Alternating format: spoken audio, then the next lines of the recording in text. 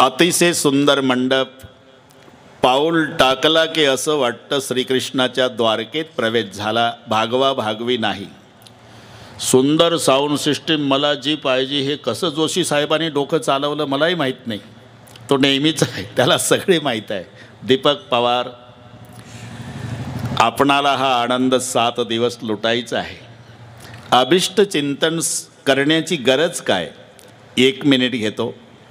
ज्याची समाजाला गरज आहे त्याला आयुष्य कमी आहे, आणि ज्याच्यासाठी समाज वैतागून गेलेला आहे ते प्रत्येकाच्या 10व्याला हजर आहे. सज्जनाला आयुष्य कमी असतं. बरेच वर्ष गरज होती ज्ञानोबा रायाची, समाजाला 22व्या वर्षी समाधी घेतली. बरेच वर्ष गरज आहे तुकोबारायची, समाधाला 42व्या वर्षी जातात. सज्जनाला आयुष्य कमी असतं. आणि म्हणून हा त्यातला प्रकार असेल. ज्ञानेश्वर महाराज 16व्या वर्षी समाधी घेणार होते. चाहूल लागली. तिन्ही भावंडांना सोपान काका म्हणले, दादा घाई करू नका, माझ्याकरता 2 वर्ष थांबा. निवृत्तीनाथ म्हणाले, ज्ञाना माझ्याकरता थांब 2 वर्ष. मुक्ताबाईनं हट्ट धरला, दादा भाऊबीज म्हणून तरी 2 वर्ष माझ्यासाठी. ठीक आहे ताई. मुक्ताबाईचे 2, सोपान काकाचे 2, निवृत्तीनाथाचे 2, तिन्ही भावंडाचे 6 वर्ष मान्य केले जेतलिया साहेब. आणि मग 22व्या वर्षी ज्ञानोबाराय समाधिस्थ झाले. त्यातलाच हा प्रकार परतूरकराच्याकडून होतोय की पांडुरंगा आमच्या आयुष्याचा 1-1 दिवस घ्या, पण आमच्या साहेबाला जास्त दिवस जगू द्या. याचं नाव अभिष्ट चिंतन सोहळा आहे. त्याचा हा शुभारंभ आहे. ज्या ग्रंथावर आपणाला बोलायचं आहे तुलसी रामायण, सर्वांना माहिती आहे. संत गोस्वामी तुलसीदासजींनी लिहिलं म्हणून तुलसी रामायण. पण एक दुसरं नाव असं आहे रामचरित मानस. रामाचं चरित्र योग्य श्रोता मिळेपर्यंत शिवजींनी आपल्या मनात ठेवलं आणि योग्य श्रोता पार्वती मिळाल्यानंतर प्रगट केलं, आणि म्हणून यथार्थ नाव दिलं रामचरित मानस. एक दुसरं कारण, मानस सरोवराची उपमा या ग्रंथाला दिल्या गेली, पण मानस सरोवर उपमेला कमी पडतं. कारण मानस सरोवरामध्ये स्नान करायला जावं लागतं, हे मानस भक्ताच्या घरी येतं. एक फरक. मानस सरोवरामध्ये पाणी आहे, इथे सिद्ध संताची वाणी आहे. मानस सरोवरामध्ये विहार करणारे राजहंस आहे, इथे आनंद उपभोगणारे परमहंस आहे. मानस सरोवरामध्ये स्नान करताना अनवधानाने पाय घसरला तर बुडण्याची भीती आहे, इथे 7 दिवस जो बुडाला त्याचा बेडा पार आहे. यथार्थ नाव आहे रामचरित मानस. एक दुसरा महत्वाचा मुद्दा आहे, असा कोण आमच्या देशात आहे ज्याला रामायण माहिती नाही? लहान मुलांपासून थेट म्हाताऱ्या माणसांपर्यंत प्रत्येकाला रामकथेची पूर्णपणे कल्पना आहे. आज नाही पण एक 4-2 दिवसानं परतूरकराला या गोष्टीचा अनुभव येईल. तुम्ही घाई निघाल रामायण ऐकण्यासाठी, तेव्हा तुमचा 17-18 वर्ष वयाचा तरुण मुलगा अडवून प्रश्न विचारेल, कहाँ जा रहे पप्पा? रामकथा सुनने जा रहा हूँ बेटा परतूर. वही रामकथा ना जो 5 साल पहले टेलीविजन पर दिखाई दे रही थी, वही. तो कमाल करो पप्पा, उसमें क्या सुनने का है? वो कथा हम आपको यहाँ बता देते. बताओ बेटे. देखो पिताजी अयोध्यापति महाराज दशरथ जी को 4 बेटे राम, लखन, भरत, रिपुसुदन. बड़े बेटे राम जी को राजगद्दी मिलवा राजगद्दी छीन ली. कई माँ ने भरत बेटे के राम जी को बनवास जाना. पुण्य के साथ भाई सीता हरण तलाश करते प्रभु आगे. सुग्रीव के साथ मित्रता से तू बंधन रावण को मार डाला. अयोध्या में आए तो राम राज्याभिषेक हुआ. तो एक आधा मिनट के अंदर समाप्त होने वाली है श्री राम कथा कितने सालों से चली आ रही, चल रहेगी. इसका मतलब यही होता है कि राम कथा केवल ऐतिहासिक घटना नहीं, हर आदमी के घर की कथा आणि राम कथा है. जिंदगी के हर सवालों का जवाब आणि राम कथा. असा एकही प्रश्न जीवनात नाही की ज्याचं उत्तर रामायणात नाही. आणि बापू त्या गोष्टीची आज नितांत गरज आहे. देशात अखंडता टिकवायची असेल तर आधी महाराष्ट्रात एकता पाहिजे. महाराष्ट्रातली एकी टिकवण्यासाठी आधी आमच्या जिल्ह्यात एकी पाहिजे. जिल्ह्यातली एकी टिकण्यासाठी तालुक्यात एकी पाहिजे. तालुक्यातली एकी टिकण्यासाठी आधी गावात एकता पाहिजे. गावातली एकी टिकण्यासाठी आधी घरात एकी पाहिजे. घरातली एकी टिकण्यासाठी बंधूचं बंधूवर प्रेम असलं पाहिजे. आणि बंधूचं बंधूवर प्रेम कसं असावं याकरता रामायण ऐकलं पाहिजे. सावत्र आहेत, सक्के नाही. राम कौसल्याचा आहे, भरत कैकेयीचा आहे, लक्ष्मण सुमित्रेचा आहे. मिथिला नगरीला बरं काही ठराव, मिथिला नगरीला राम लक्ष्मण विश्वामित्रा संवेद गेले सर्वांना माहिती आहे. आणि माहेश्वरी समाज म्हणजे रामायणावर जीव ओवाळून टाकणारा समाज आहे. आणि मी जे रामायणकार झालो याचं कारण माहेश्वरी समाज. आम्ही माहेश्वरी दिंडीमध्ये चालायचो पायी 78 पासून 2007 पर्यंत. बद्री सेठजी भंडारी संगमनेर, त्या दिंडीमध्ये सगळे महाराष्ट्रातले माहेश्वरी समाजाचे पायी चालायचे, माऊल्याही चालायच्या. रामचंद्र महाराज नागपूरकर त्या दिंडीत असायचे. आणि ते रामायणातल्या 2-4 चौपाया तरी कीर्तनात घ्यायचे. 78 सालची गोष्ट, मला कल्पना नाही. ते गोड वाटलं की मी म्हणायचो, बाबा हे कुठलं म्हटलंय तुम्ही? अरे रामायणातलं आहे. कुठलं रामायण? तुलसी रामायण. मग ती लिहून मागायचो आणि तशीची तशीच पाठ करायचो. मग माझं कुठं प्रवचन रस्त्याला असलं तोंडले बोंडले नातेपुते माळशिरस की माझ्या प्रवचनात मग त्या चौपायाचा वापर करायचो. पुढे बसलेल्या माहेश्वरी समाजाच्या माऊल्यांना ते खूप आवडायचं आणि ते म्हणायचे, बाबा तुम्ही 2च मिनिट हे सांगता तर किती आनंद वाटतो. तुलसी रामायण सांगितल्यावर म्हटलं एवढं सोपं आहे का काकी? त्याच्यात काय अवघड आहे? त्यांच्या भाषेत 1 दिवस सीता सांगा, 1 दिवस राम सांगा, 1 दिवस मारुती सांगा. ते त्यांच्या साध्या बोळ्या भाषेत. सीता, राम, मारुती, बिभीषण, रावण हे तुकडे तुकडे सांगून सांगून मी कधी रामायणकार झालो हे मला माझंच कळलं नाही. मग कोणी मला सहज विचारतंय, तुमचे रामायणाचे गुरु कोण? म्हटलं मी कोणाकडे शिकलो नाही, पण तुम्ही विचारत असाल तर उत्तर प्रामाणिकपणे देतो. महाराष्ट्रातला माहेश्वरी समाज हा माझा रामायणाचा गुरु. आता ते सगळे श्रोते या रूपात बसलेले आहे जे रात्रंदिवस पारायण करतात रामकथेची. हा ना, ज्ञानेश्वरीसारखं त्यांचं प्रेम रामायणावर आहे. असं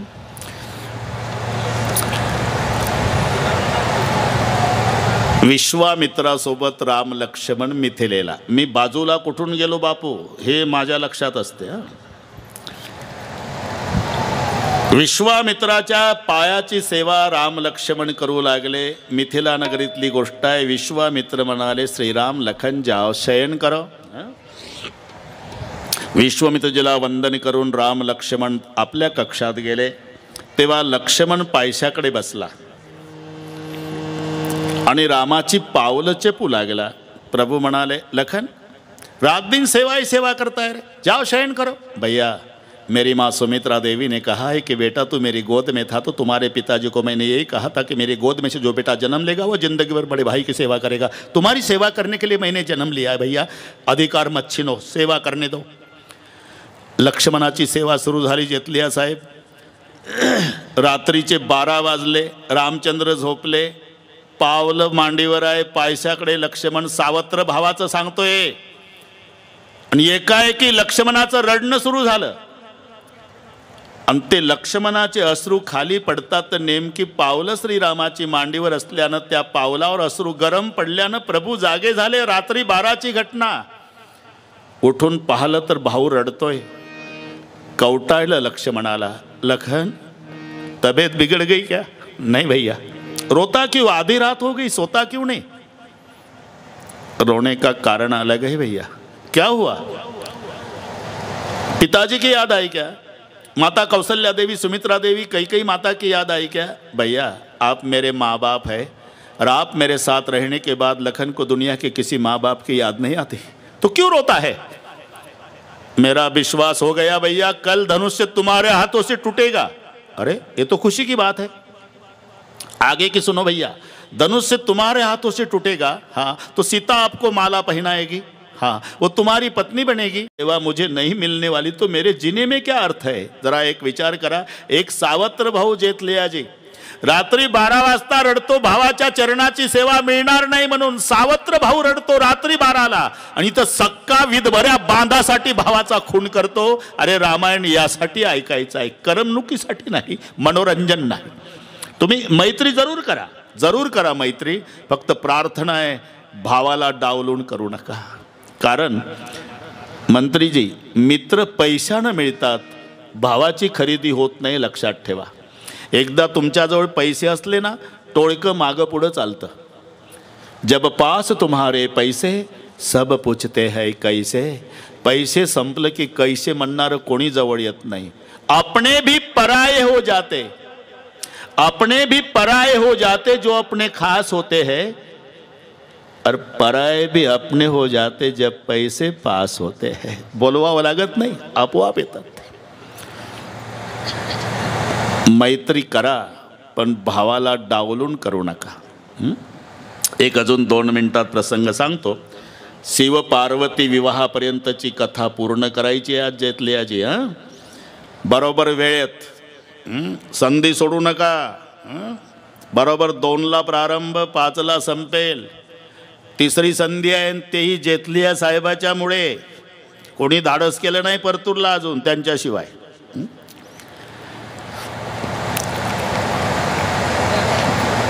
त्यांना सगळी माहिती आहे रामायण, पण माझ्या परतूरच्या भोळ्या बाबड्या लोकांना श्रवण व्हावं हा त्याचा उद्देश आहे. अरे गाय वासरा करता दूध देत असली तरी चहा पाण्याचा सुकाळ तर परिवाराला होतोच ना. हे दूध वासरा करता गाय देती पण परिवाराला. बस हे मराठी कळती तुम्हाला. आनंद विठ्ठलराव एवढं जमतं. 1-2 मिनिट. पाटील बंद करो साहेब. 1-2 मिनिट बरोबर करू सगळं.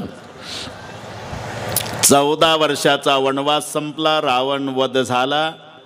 पुष्पक विमानात प्रभूजी येतात, सीमेवर विमान उतरलं, तिथून चालत आले, सगळ्यांच्या भेटी झाल्या. बस इतक्या लवकर रामायण संपत, काही काळजी करू नका. वसिष्ठजीला म्हणाले बाकीचे, गुरुजी तुम्ही मागच्या वेळेला उशीर केला होता ना, आता लवकर राज्याभिषेकाची तयारी करा. सगळी अयोध्या नाचत होती. घर आए आए आए, घर आए आए आए, घर आए लक्ष्मण राम, होरी में आनंद भयो भगवान. घर आए आए आए, घर आए आए आए, घर आए लक्ष्मण राम, होरी में आनंद भयो भगवान. घर आए आए आए, घर आए आए आए, घर आए लक्ष्मण राम, होरी में आनंद भयो भगवान. घर आए आए आए, घर आए आए आए, घर आए लक्ष्मण राम, होरी में आनंद भयो भगवान. माता कौशल्या पूछन लगी, कौलंका की बात राम जी, कौलंका की बात. इतने दिन में रावण मारा, लाए सिया को साथ राम जी, लाए सिया को साथ राम जी, लाए सिया को साथ. घर आए आए आए, घर आए आए आए, घर आए लक्ष्मण राम, होरी में आनंद भयो भगवान. घर आए आए आए, घर आए आए आए, घर आए लक्ष्मण राम, होरी में आनंद भयो भगवान. अयोध्या की बात है. मात कौशल्या पूछन लागे, कौलंका की बात राम जी, कितने दिन में रावण मारा, लाए सीता को छुड़ाए राम जी. राज्याभिषेक. पहिला कुंकुम तिलक वसिष्ठजीने केला, सर्वांनी जय जयकार केला. बोले राधाधिराज रामचंद्र भगवान की. वाह जसे भी आनंदाला पारावार नाही आमदार साहेब. पण अशा आनंदाच्या वेळेला सगळे अयोध्या नाचत असताना हनुमानजीचे डोळे एका महत्त्वाच्या व्यक्तीला शोधत होते स्टेजवर. ती व्यक्ती दिसत नाही. कोण? भरतजी. अरे भरत कटे है, भरत कटे है. लारो ते माग गेले. सिंहासनाच्या मागचं दृश्य पाहिलं जेतलियाजी आणि हनुमंतासारखा धैर्यशाली रडू लागला. काय होतं? पुढे अयोध्या नाचत होती आणि सावत्र भाऊ हातात छत्र भावाच्या डोक्यावर धरून सिंहासनाच्या मागे हुंदके देऊ देऊ भरत रडत होता. भरत जी, आज खुशी का दिन, अयोध्या नाच रही है, सामने चलो ना. नहीं हनुमान. क्यों? भगवान के सामने पुण्यवान जा सकते हैं, पापी नहीं. आप पापी है? मेरे जैसा पापी ब्रह्मांड में नहीं हनुमान. इस पापी का जन्म नहीं होता तो भैया 14 साल वनवास नहीं जाता. इस पापी का जन्म नहीं होता तो भाभी को लंके चुरा के नहीं ले जाता. इस पापी का जन्म नहीं होता तो मेरे लखन को शक्ति नहीं लगती. इस पापी का जन्म नहीं होता तो मेरे पिता नहीं गुजर जाते. इस पापी का जन्म नहीं होता तो मेरी 3 माता विधुर नहीं बनती. अयोध्येला दुःखाच्या सागरामध्ये लोटून देण्याकरता जर जन्म या पाप्याचा झाला, मी काय तोंड दाखवू म्हणतो दादाला. मागच ठीक आहे. हनुमानजी रडत रडत प्रभूच्या जवळ आले. कानात हळूच, प्रभुजी क्या हनुमान, ऐसी खुशी के अवसर पर एक व्यक्ति की याद है क्या? कौन?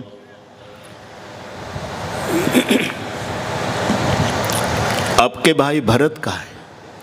अरे हाँ, बहुत देर से भरत नहीं दिखा दे रहा. कहाँ है? तुमच्या मागं उभा आहे, सिंहासनाच्या टोक्यावर छत्र धरलंय आणि खाली मान घालून रडतोय. मी विनंती केली पुढे चला, तो म्हणतोय देवाच्या पुढे पुण्यवान जातात, पापी नाही. पाप्याचा जन्म झाला माझा म्हणून माझा भाऊ वनवासात गेला, हा पापी जन्माला आला म्हणून सीतेला चोरलंय रावणाने, हा पापी जन्माला आला म्हणून शक्ती लागली लक्ष्मणाला, या पाप्याचा जन्म झाला म्हणून माझा बाप मेला, हा पापी जन्माला आला हनुमंता म्हणून माझ्या 3 माता विधवा झाल्या. एवढं दुःख अयोध्येला दिलं, काय तोंड दाखवू म्हणतो मी दादाला. त्याला मागच राहू दे हनुमंता. तुम्ही एवढे निर्दयी झाला मालक. नाही मग मागच का राहू द्या म्हणता. माझा हनुमान काय करतो, माझा भरत काय करतो? हनुमंता, तुमच्या डोक्यावर छत्र धरलंय मालक, खाली मान घालून रडतो. वाटल तेवढं रडू दे, रडू दे त्याला, पण छत्र धरून उभा आहे हा प्रभू. तुला माहिती नाही हनुमंता, माझ्या भरतासारख्या बंधूचं छत्र या रामाच्या डोक्यावर आहे म्हणून आज राम अयोध्येचा राजा आहे. त्याचं छत्र नसल्यावर मला कोण विचारतंय बाबा. हे बंधू प्रेम 7 दिवस ऐकायचं आपल्याला करमणूक नाही.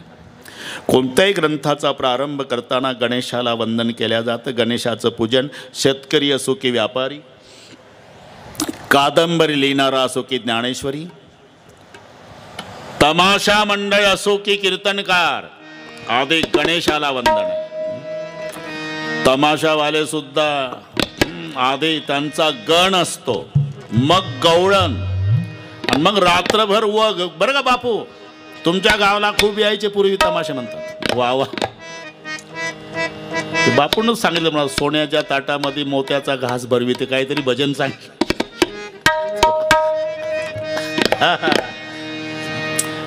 डफावर थाप टाकून तालास्वरात असतं जोशीजी, रात्रभर उठू देत नाही समाजाला ते लोक.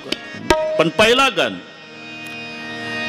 ओम नमो तुमोरेश्वरा गिरिज कुवरा पिता शंकरा ऋतुजा वरा तावगा पाव तुझ्या चरणी आमुचा भाव. अरे कामापुरतं फक्त पटवून देण्याकरता काय आपण त्याचा बसला वाजवत गण. त्यांचं कीर्तनकार सुद्धा प्रथम नमन करू गणनाथा उमाशंकराचे या सुता चरणावरी ठेवणी माथा साष्टांगी आता दंडवत. शेतकरी सुद्धा गणेशाचं, व्यापारी सुद्धा गणेशाला, कादंबरी लिहिणारा नवे ज्ञानाचे राजे ज्ञानोबा राय पण ओम नमोजी आद्या वेद प्रतिपाद्या जय जय सुसंवेद्या आत्मरूपा देवा तूची गणेशू. कारण गणपती हा विघ्नहर्ता देव आहे. ज्या घरामध्ये गणपती आहे विठ्ठलराव, तिथं सर्कस आहे. वाहनाचं पटत नाही. वाहनाचं एखाद्या घरामध्ये 4 भाऊ असेल तुका बापू तर आवडीनुसार वाहन घेतात. मोठा बुलेट घेतो, 2 नंबरचा राजदूत, 3 नंबरचे हिरो होंडा धाकट्याची सुझुकी. तो प्रकार गणपतरावच्या घरात आहे. मम्मीचा वाघ, पप्पाचा बैल, मोटरसायकली काय.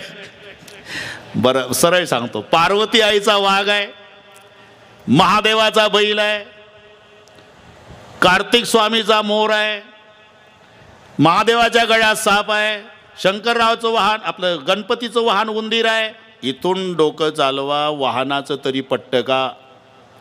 नेहमी पार्वतीचा वाघ महादेवाच्या बैलावर टपला, कार्तिक स्वामीचा मोर शंकररावच्या गळ्यातल्या सापावर टपला, शंकराच्या गळ्यातला साप गणपतीच्या उंदरावर टपला. अरे जिथं मोटरसायकलीचं जोडत नाही. मांडीवर पार्वती आहे, डोक्यावर गंगा आहे, मस्तकात उष्णता, माथ्यावर शीतलता, नाम चंद्र आहे. एवढे विरोधाभासी धर्म घरात असून घर व्यवस्थित का चाललं? उत्तर, रिंग मास्टर गणपती आहे. सुख करता दुःख हरता वार्ता विघ्नाची. ही आरती सर्वांना पाठ आहे मानेसाहेब, पण एवढी सोपी नाही.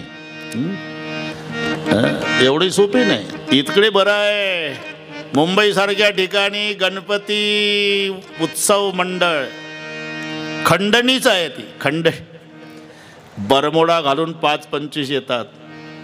वर्गणी कशाची? गणपती उत्सव किती आहे? 5,000.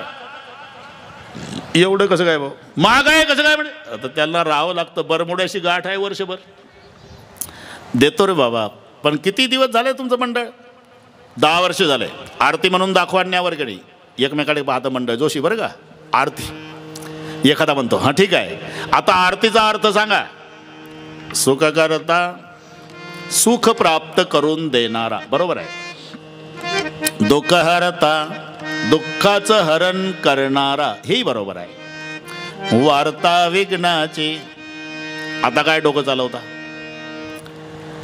हे 2 शब्दाचा लागतोय अर्थ. सुख करता सुख प्राप्त करून देणारा, दुःख हरता दुःखाचं हरण करणारा, वार्ता विघ्नाची. विघ्नाची वार्ता रोज तुमच्या घरी आणून देणारा. बसवल पुढच्या वर्षी कोणी गणपतीला? आणि म्हणून आमदार साहेब, खालच्या लाईन मधला नुरवी वर जोडावा लागतो तर आरतीचा अर्थ लागतो.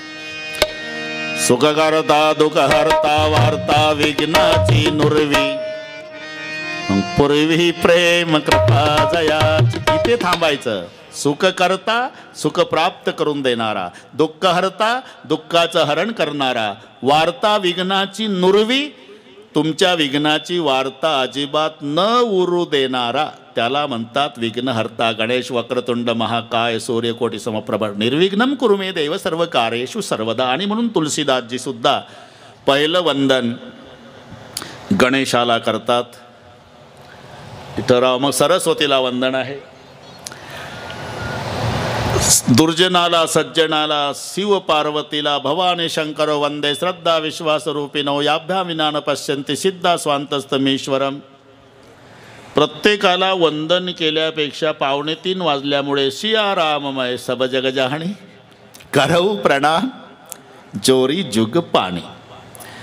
तुलसीजीचा एक नियम आहे, बिनु सतसंगन हरी कथा. म्हणून प्रयागासारखं तीर्थक्षेत्र आहे. तिथे निवास करणारे भारद्वाजी, भारद्वाज मुनी बसही प्रयागा.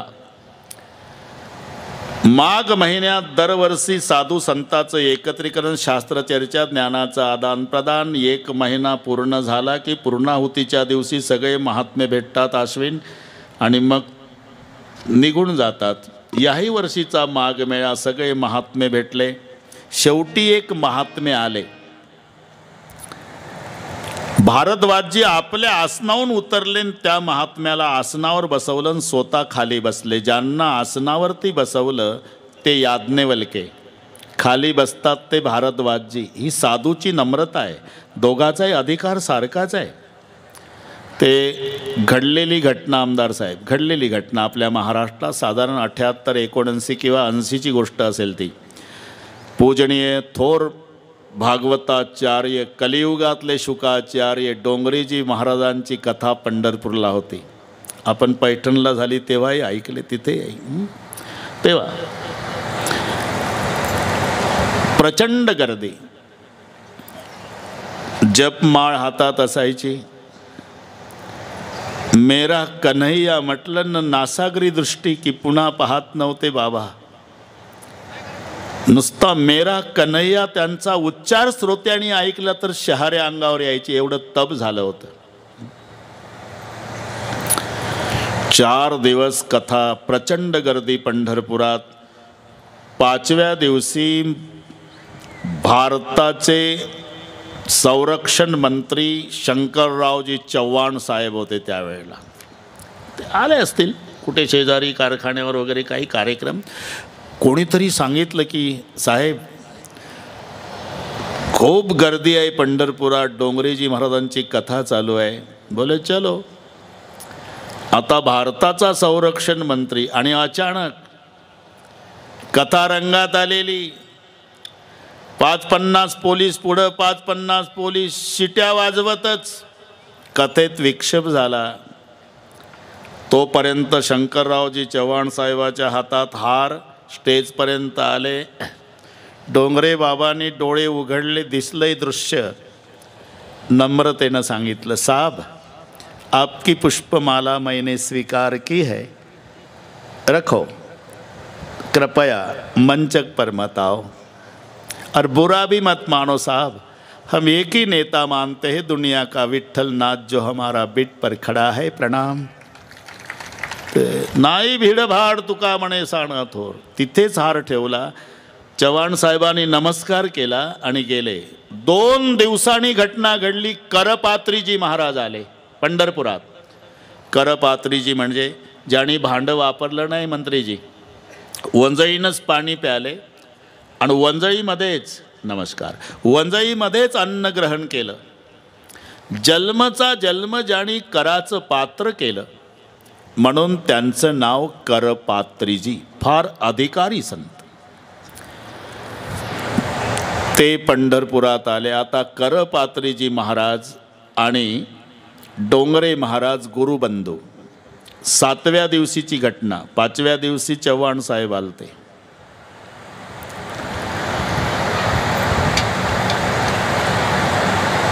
पांडुरंगाचं दर्शन घेताना तिथल्या ब्रह्मवृंदांनी सांगितलं, करपात्रीजी महाराज आपके गुरु भाई डोंगरेजी बाबा की कथा चल रही, 7 दिन हुए पंढरपुर में बहुत भीड़ है.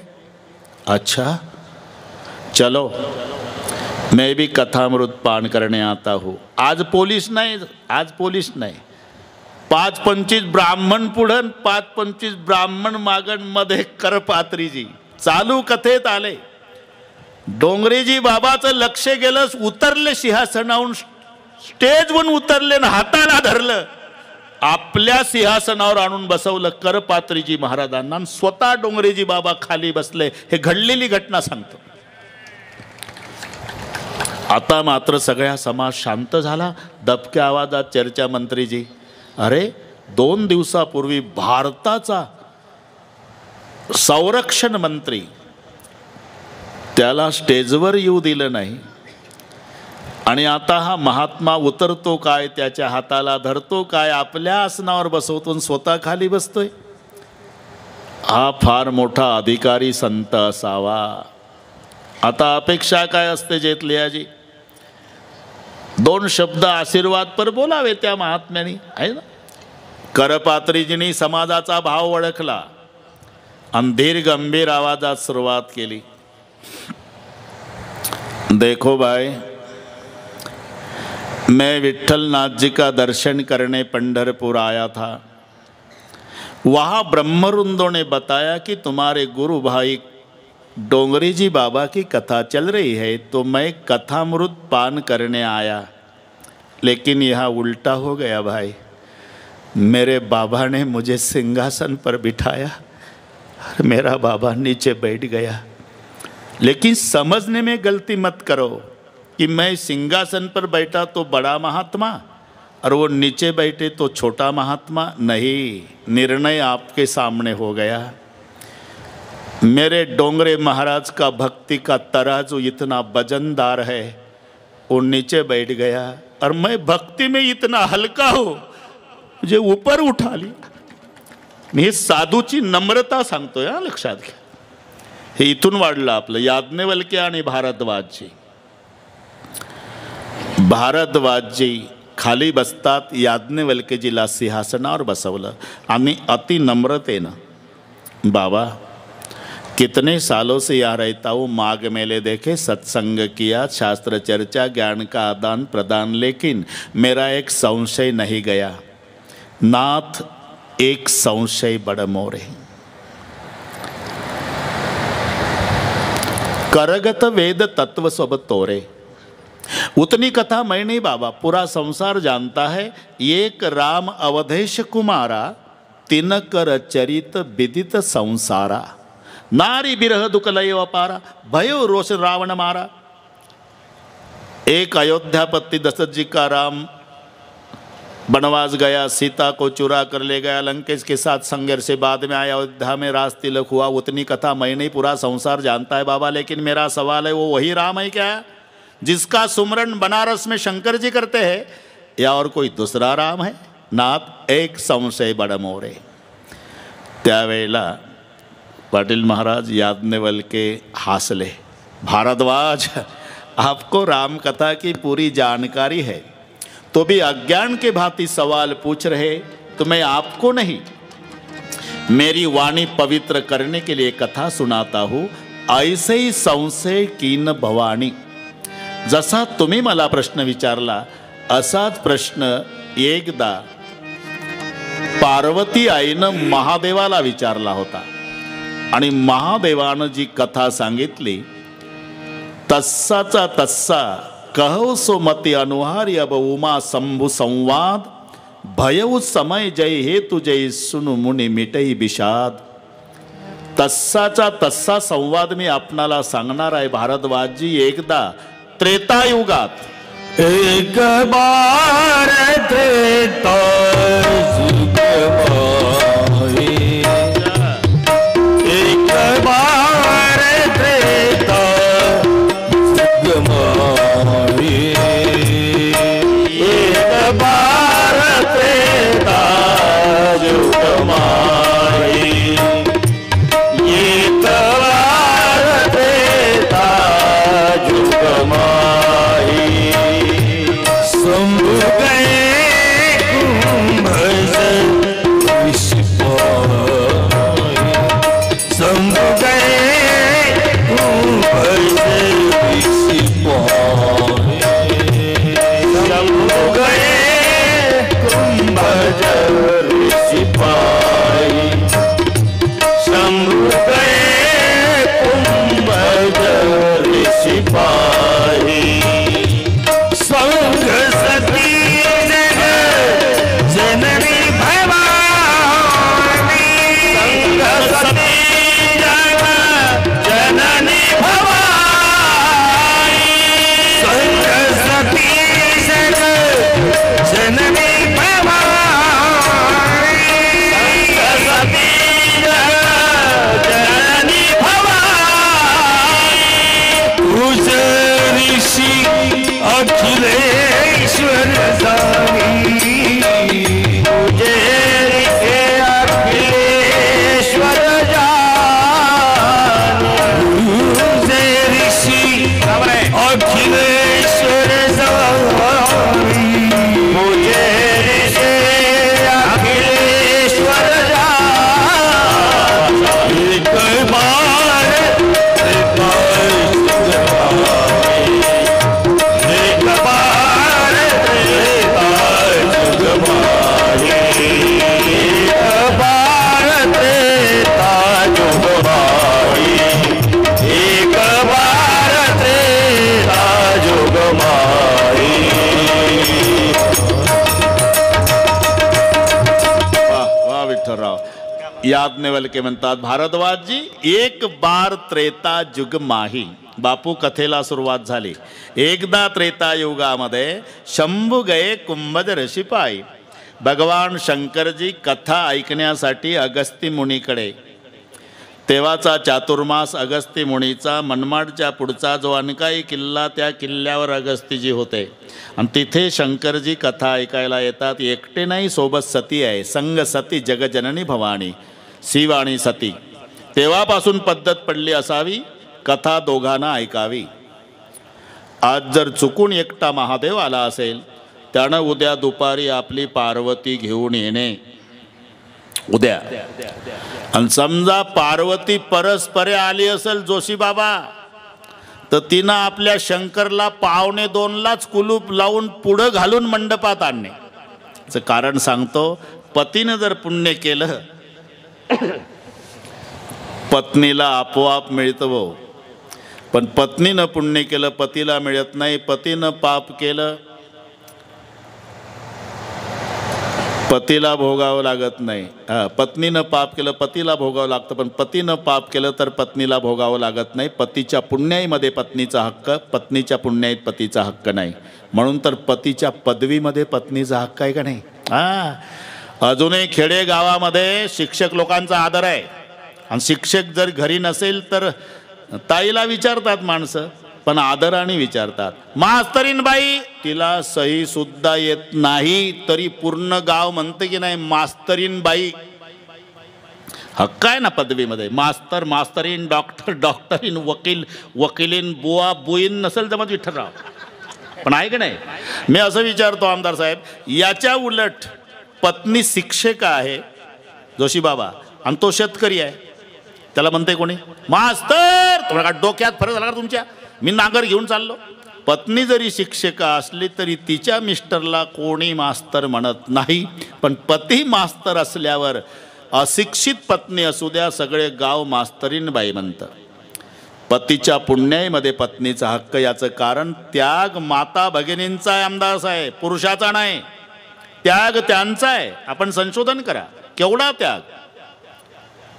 ज्या आईच्या पोटी जन्म घेतला, ज्या बापानं लळे पुरवले, ज्या दिदी सोबत भैया सोबत 25 वर्षाची होईपर्यंत खेळली, ते रक्ताचं नातं हे वेळेवर बासिंग बांधून येतं. 2 मिनिटात नातं तोडतं आणि याच्यासोबत निघती. दिली तिलांजली कुळण राम, रूपासीन शरीर ज्याचे त्याशी समर्पिले. नाही तर माहेरचं नाव बघा, कुमारी पुढे मग माहेरचं नाव पुढे बापाचं नाव, बापाचं आडनाव, गाव बापाचं, पोस्ट बापाचा, तालुका बापाचा, जिल्हा बापाचा. लग्न झाल्यावर एक अक्षर नाही माहेरचे आणत. सौभाग्यवती. मग सासरचं नाव, हिच्या मिस्टरचं नाव, मिस्टरचं आडनाव, गाव, मिस्टरचं पोस्ट, मिस्टरचा तालुका, मिस्टरचा जिल्हा, मिस्टरचा. एवढं सोडून एवढं स्वीकारते म्हणून याच्या पुण्यात तिचा हक्क आहे, तिच्या पुण्यात त्याचा हक्क नाही. सत्यनारायण करायच्या वेळेला पहा बरं, एकटा घरमालक त्रास काढतो बाबा. सत्यनारायणच्या वेळी एकटा. ब्राह्मण काका चाल द्या मजा आहे. पत्रिका छापून घेतो सत्यनारायणच्या पूजेच्या. मग तालुकाभर रॉकेलच्या फटफटीवर वाटतं रे, घामाघूम होता अश्विन ते. मग एक दिवस ट्रॅक्टरला ट्राली जोडतं, बाजार करतं, रवा साखरेचं पोतं, डालडा डबा, लोणकडे तूप, येड्या बाबू सरपण, लोखंडी चूल, स्वयंपाकाची भांडी, मंडप, डेकोरेशन. महिना गेला एकट्याचा. आणि पूर्ण तयारी झाल्यावर दोघंही पूजेला बसतात, नवरा बायको. आणि ब्राह्मण पुढे म्हणतात, म्हणा ए म्हणा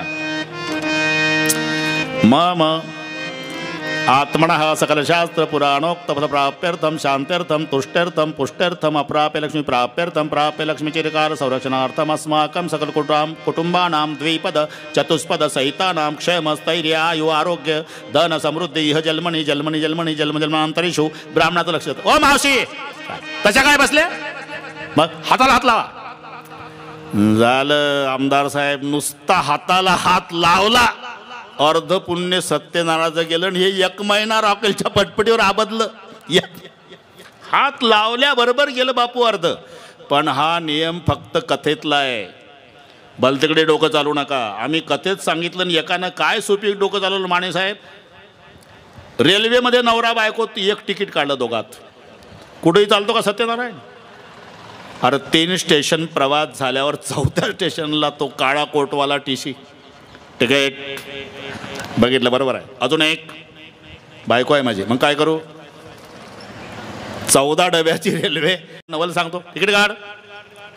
बायको आहे माझी, बैरा नाही कळलं मला, तिकीट काढ. आता यांचं आधी ठरलं असेल, यानं तिच्याकडे पाहिल्याबरोबर तिनं याच्या तिकिटाच्या हाताला हात लावला. टीसीचं डोकं चाले ना. म्हणला पागल म्हणा तर तिकीट बरोबर हाताला काय काय भानगड आहे? कुठं काय भानगड आहे? बायको आहे माझी, दिसत नाही का तुला?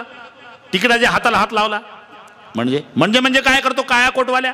आमच्या गावाच्या ब्राह्मणापेक्षा जास्त शहाणा झाला का तू? तिथं चाल. अरे तिथं चालतं, हे रेल्वेच्या कायद्यात नाही बसत भाऊ. राष्ट्र करी पाप राजाने भोगावे, राजाचे सर्व पुरोहित अशिष्य केले पाप भोगावे गुरुने, स्त्रीचे केले घेणे पुरुषाशी. मग होतं काय, पती जर कथेला आला आणि पत्नी जर सिनेमाला गेली तर याचं कथेतलं अर्ध पुण्य थिएटरमध्ये जातं आणि तिचं थिएटरमधलं अर्ध पाप सैराट याच्या डोक्यावर येतं. असं उद्यापासून होऊ नये, उद्यापासून. म्हणून दोघं येत जा. संग सती जगज्जननी भवानी, सोबत सती आणि शंकरजी.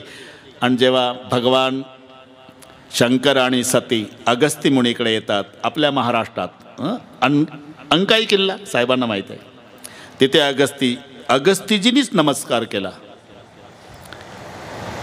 अगस्तीजींनी नमस्कार केला. शंकरजीनं अर्थ लावला की वक्त्यात केवढी नम्रता आहे. ज्यांच्याकडे कथा ऐकायला आलो, शास्त्रीजी नमस्कार बसा.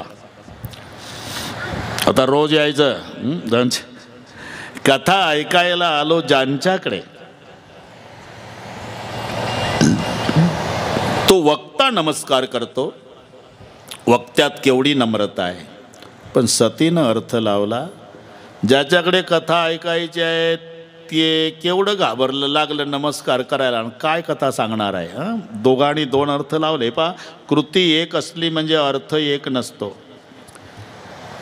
एक मजा सांगतो, अर्ध्या मिनिटात तुम्हाला पाडाय.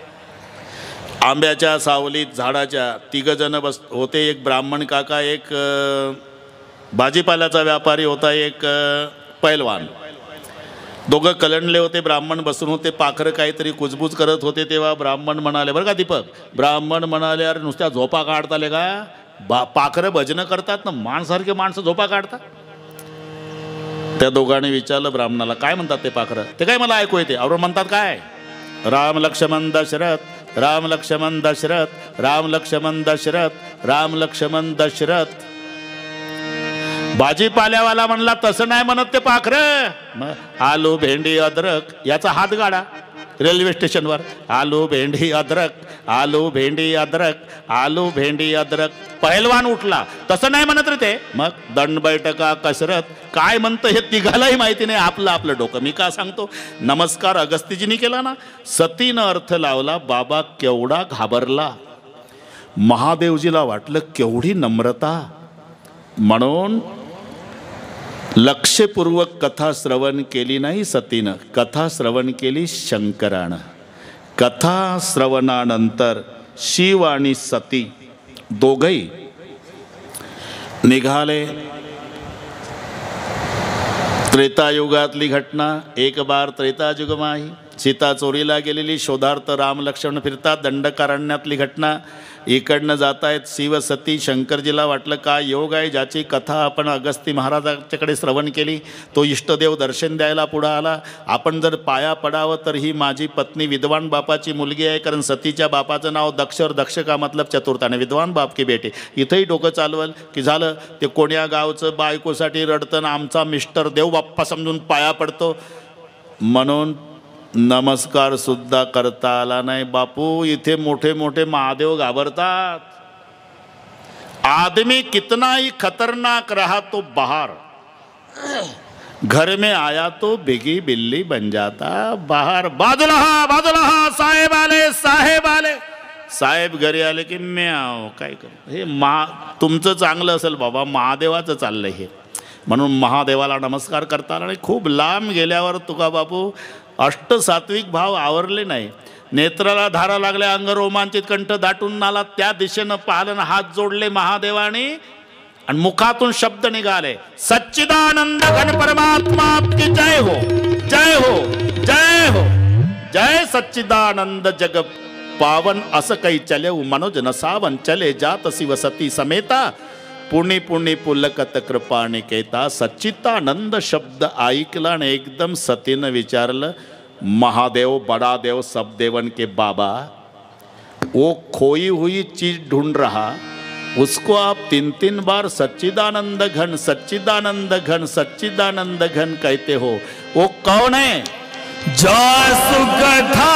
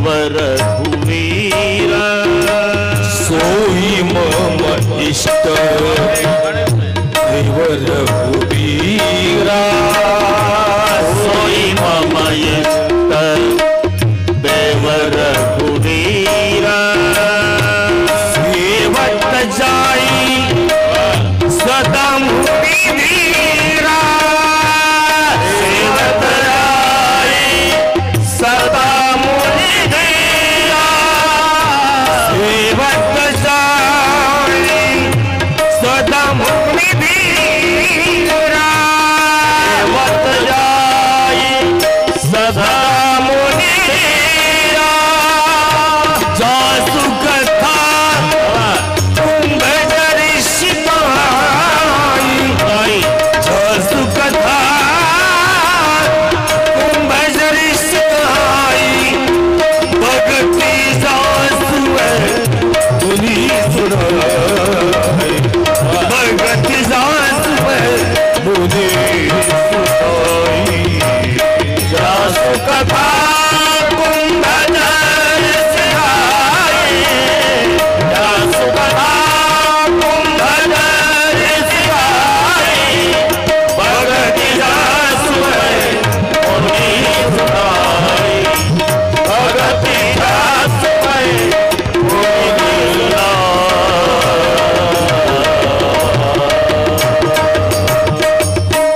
जासु कथा कुंभदरुसी गाई भगत जासुमय मुनी सुनाई सोई मम इष्ट देव रघुवीरा.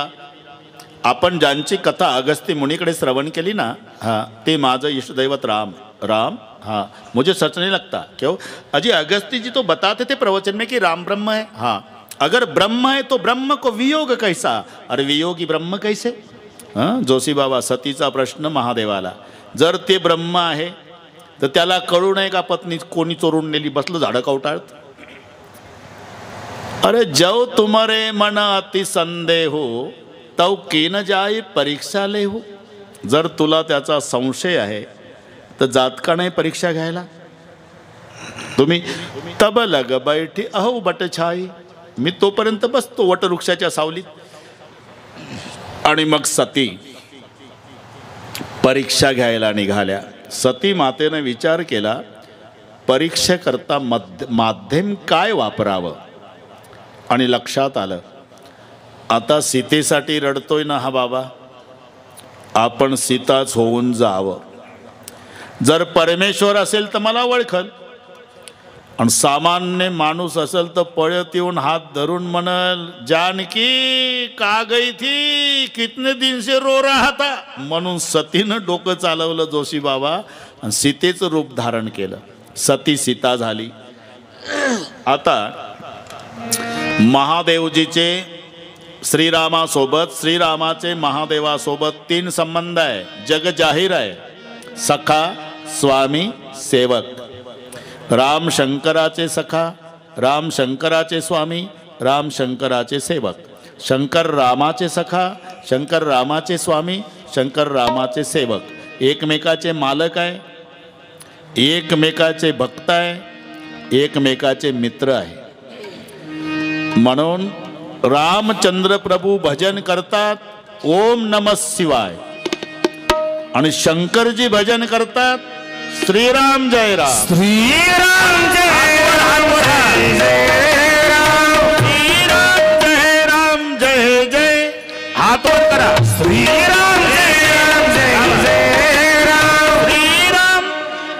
सर्वांनी म्हणायचं, लाजायचं नाही. श्रीराम जय राम जय जय राम, श्रीराम. वा वा. एक श्रीराम जय राम जय जय राम, श्रीराम जय राम. शाबास. धन्यवाद. श्रीराम जय राम जय जय राम. हात वर, हात वर. हा श्रीराम जय राम जय जय राम, श्रीराम. श्रीराम जय राम जय जय राम, श्रीराम जय राम. परतूर नाही, अयोध्या नगरी. श्रीराम जय राम जय जय राम, श्रीराम. श्रीराम जय राम जय जय राम, श्रीराम. शाबास. भजन करी महादेव भजन करी महादेव भजन करी महादेव भजन करी महादेव सदा शिव सदा शिव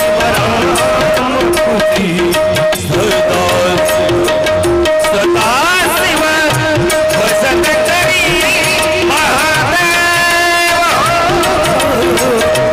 भजन करी श्री राम जय राम जय जय राम जय बा श्री राम जय राम जय जय राम श्री राम जय राम जय जय राम आवाज श्री राम जय राम जय जय राम श्री राम जय राम आहा श्री राम जय राम जय जय राम श्री राम वाह बापू श्री शाबाश. राम जय राम जय जय राम श्री राम जय राम जय जय राम श्री राम जय राम जय जय राम श्री राम जय राम जय जय राम श्री राम जय राम जय जय राम श्री राम जय राम जय जय राम श्री राम जय राम जय जय राम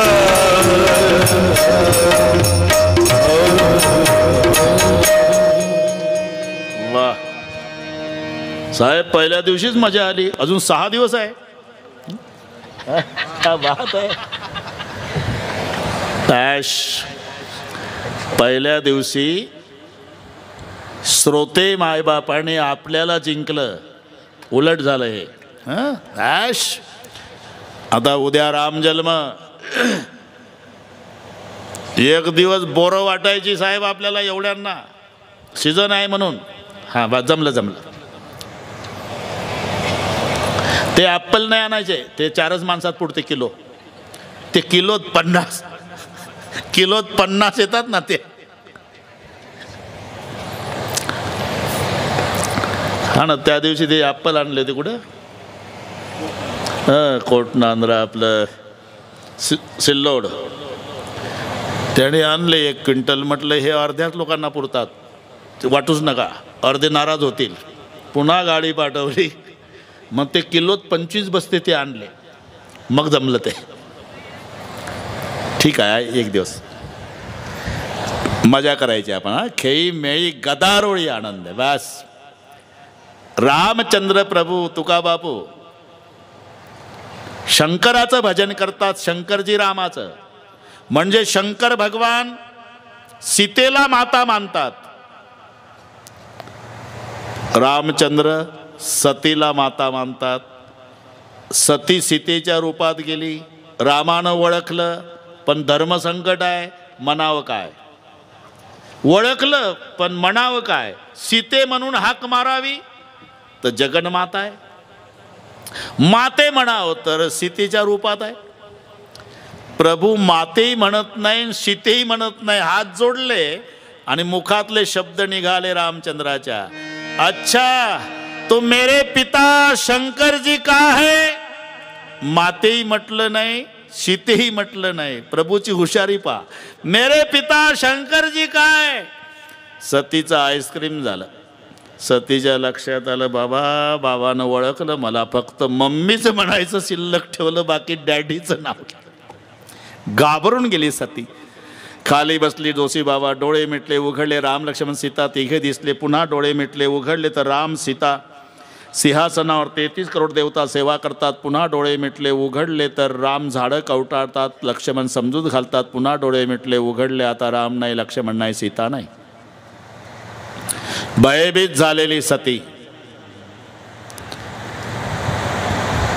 महादेवजीकडे यायला निघाली अंतर्यामी महादेवाला सगळे कळलं ही माझी आई होऊन गेली आता महादेवराव धर्मसंकटात आहे कारण ते सीतेला माता मानतात सीतेच्या रूपात गेली आई होऊन गेली माझी पण खोटं बोलणार आहे आल्या आल्या महादेवाने विचारलं कशी काय घेतली परीक्षा कशून परीक्षा लिहिणे गुसाई इथून सुरुवात केली परीक्षा वगैरे काही घेतली नाही मग कशाला गेलती तुम्ही इथून नमस्कार केला हां मी जवळ जाऊन पाया पडली धडधडीत खोटं महादेवजीच्या लक्षात आलं हिला दर्शन करून शांती प्राप्त झाली नाही. रामाच्या दर्शनानं शांती मिळते, सतीला संताप. असं का? दर्शनासाठी जाळं संशयाचं आहे. लक्षात घ्या. ते तेलाचे व्यापारी होते, अख्ख्या जिल्ह्याला तेल पुरवत होते विठ्ठलराव. एकटा व्यापारी जिल्ह्याला तेल पुरवायचा. व्यापार कशा तरीमुळे तोटा आला, व्यापार बसला. 1 वर्ष झालं. मोठ्या मोठ्या टाक्या लोखंडाच्या 10-10 टन तेल मावली एवढी टाकी, पण रिकाम्या कोरड्या पडल्या वर्षभरापासून. कारण दैव झाली या उदासू, पालटे श्रीमंतीचा विलासू. लक्षात घ्या. एकदा जायला लागलं ना, किती आवरण्याचा प्रयत्न करा, जातही निघून. यायला लागलं, थांबवायचा प्रयत्न करा. तकदीर लिखी लक्ष्मी ना हटे हटाने से, निर्धन कभी धनी ना होय, रात दिन कमाणे से. माऊलीच्या भाषेत दैव झाली या उदासू, पालटे श्रीमंतीचा विलासू. चिंतातूर झाला, प्रतिष्ठा गेली. केवढा व्यापार होता. गंगेच्या काठाला फिरता फिरता एका साधूची झोपडी दिसली. भगव्या वेशाचा साधू झोपड्याच्या बाहेर बसला होता. व्यापारी नतमस्तक झाला. 1 नंबरचा प्रसिद्ध व्यापारी होतो महाराज. कारण एक लक्षात घ्या, रडायचं असेल तर दोघाजवळ रडत जा. एक तर संताजवळ, नाही तर देवाजवळ.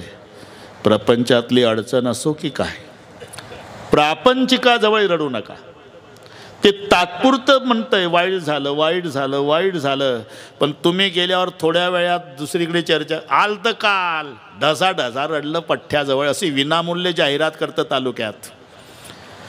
म्हणून सीना निकाल करके चलो संसारियों के सामने. रोना है तो संतों के पास जाकर रो लेना, नहीं तो भगवान के पास. आंसू पोंछने वाले दुनिया में 2 है. रडायचं असेल तर आळंदीला जाऊन माऊलीच्या समाधीवर डोकं ठेवून रडा, नाही तर पंढरपूरला जाऊन विठ्ठलनाथजीच्या पायावर डोकं ठेवून रडा. अश्रू पुसणारे जगात 2 आहे. व्यापारी रडला त्या झोपड्याच्या पुढं बसलेल्या साधूजवळ. का रडता बाबा? मोठा व्यापार होता महाराज. प्रतिष्ठा गेली, वर्ष झालं. टाक्या रिकाम्या झाल्या. खूप रडल्यामुळे साधूला दया आली. संत हृदय नवनीत समाना. रडू नको, मी सांगतो ते कर. सांगा महाराज. झोपड्यात गेला साधू. बरं का बापू, एका फाटक्या चिंध्यात गुंडाळलेला एवढासा दगड होता, 2 कांड्या एवढा लांब. तो दगड सोडून त्याच्या हातात दिला. जा घेऊन. परिसाय हा मी दिला नाही कोणाला आजपर्यंत. पण तू रडतोय ना, लोखंडाच्या टाक्या आहेत ना, टाक्या कोरड्या पडल्या महाराज, असू दे. त्या लोखंडाच्या टाकीला लाव. जगातला 1 नंबरचा धनवान होशील. जा. व्यापारी खुश झाला. तो परीस घेऊन आला. त्याला एवढी घाई झाली जेतलिया साहेब, 25 फूट उंचीची टाकी होती, खालूनच फेकला परीस. टाकीत परीस पडला, पण टाकी लोखंडाची झाली, ती सोन्याची झाली नाही. जोशी बाबा साधूकडे आला. महाराज, तुमच्यासारख्या साधू संतावर विश्वास होता आमचा, तुम्ही फसवत नाही म्हणून. आमचे व्यापारी, आमचे सहकारी, आमचे सगळे प्रापंचिक लोक फसवतात, तुम्ही फसवलं. ते तर परिसाय म्हणे तुम्ही. मी टाकला लोखंडाच्या टाकीत, सोनं झालं नाही. अरे मी फसवलं नाही बाबा, परिसच आहे. सोनं झालं नाही ना. ज्या अर्थी सोनं झालं नाही त्या अर्थी माझा परीस लोखंडाला लागला नाही. अहो मी स्वतः टाकला. चल मला दाखव. कोणती